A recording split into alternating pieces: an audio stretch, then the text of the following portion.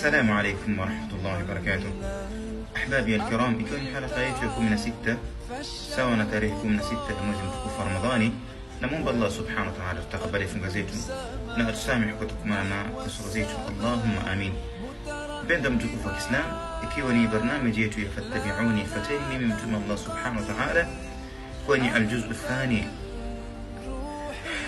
Mtazamaji mtukufu wa Kiislam, na kusikitisha ni kuwa Ramadhani inaenda zake, na maadhalika utawapata baadhi ya ndugu zetu na madada zetu wanaichezea fursa hii ambayo kwamba ni adhima, fursa ambayo hatujui baada ya hii tutaipata nyingine ama hatuipati.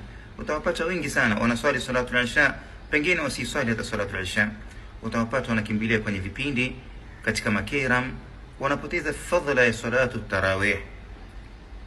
Imekuja mapokezi yale mazuri kabisa kutokana na hadithi Abi Dharr radhiyallahu anhu, na asli mapokezi yamehifadhiwa katika Sunan Ibn Majah na Tirmidhi na Abi Daud.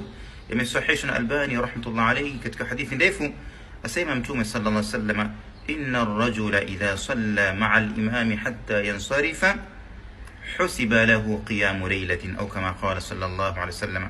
Asema Mtume sallallahu alayhi wasallam, hakika ya mtu anaposwali pamoja na imamu salatu tarawih mpaka imamu akamaliza swala tarawih, anaandikiwa ajri ya qiyamul layl. Allahu akbar. Mtazamaji mtukufu wa Kiislam, ninakuapisha kwa utukufu wa Mwenyezi Mungu Subhanahu wa Ta'ala, ni lini ilikuwa mara yako ya mwisho wewe kufanya ibada ya qiyamul layl? Hakikatan umesahau pengine, kwa kuwa hauna mazoea ya kufanya nini kusali qiyamul layl. Kwa nini uipoteze fursa hii ya kusali tarawih, na wakati umejua kwamba mwenye kusali tarawih anapata ajri ya qiyamul layl?